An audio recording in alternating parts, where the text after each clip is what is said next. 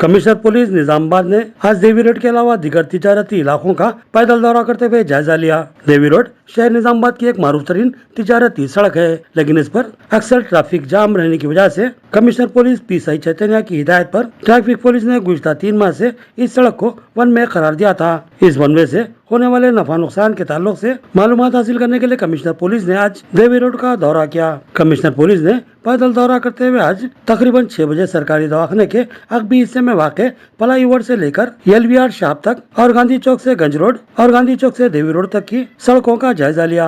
इस जायजे के दौरान कमिश्नर पुलिस ने लोगों से बातचीत की और इनसे मालूमात इकट्ठी की ताकि मालूम किया जा सके कि आया वन वे किसी किस्म की परेशानी का बाइस है या फिर फायदेमंद है।